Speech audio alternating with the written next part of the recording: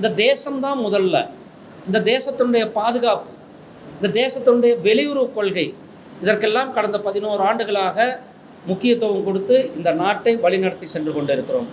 அதில் நமக்கு எல்லாரும் தெரியும், கடந்த மாதம் நடந்த ஆப்ரேஷன் சிந்தூரனுடைய மிகப்பெரிய ஒரு வெற்றியை நாம் பெற்றிருக்கின்றோம்.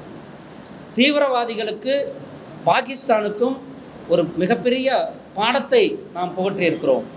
நம்மளுடைய இராணுவத்தினுடைய தலைசிறந்த இராணுவம் இந்தியா இராணுவம் என்பதை உலகத்திற்கு எடுத்து காட்டியிருக்கிறோம்.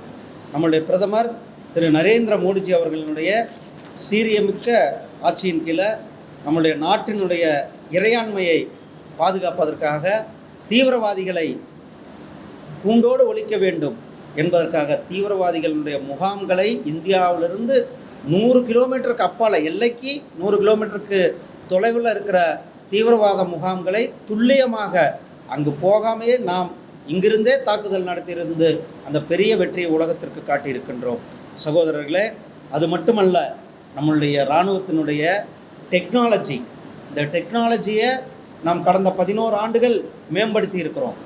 உதாரணமாக, நாம் இந்த 11 ஆண்டுகள் நம்மளுடைய செய்த மேம்பாட்டின் காலமாக ஆத்ம நிர்பர் பாரதத்தின் கீழே நம்மளுடைய இராணுவ தளவாடங்களை நாம் நம்மளுடைய இந்திய நாட்டிலேயே தயாரித்திருக்கிறோம். இது உதாரணமாக ஐஎன்எஸ் விக்ராந்த் நம்மளுடைய விமான தாங்கி கப்பல், அந்த கப்பல் இந்திய தொழில்நுட்பத்தில் தயாரிக்கப்பட்டது.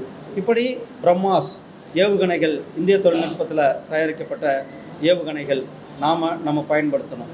இப்படி இந்த இராணுவத்தினுடைய ஒரு பக்கம் 2014க்கு முன்னாடி இந்த ஆட்சியாளர்கள் இறக்குமதி செய்து கொண்டிருந்தார்கள். நாம் இறக்குமதியை நிறுத்திவிட்டு கிட்டத்தட்ட 50,000 கோடி ரூபாய்க்கு மேலே இப்பொழுதைக்கு ஏற்றுமதியை செய்து கொண்டு இருக்கின்றோம்.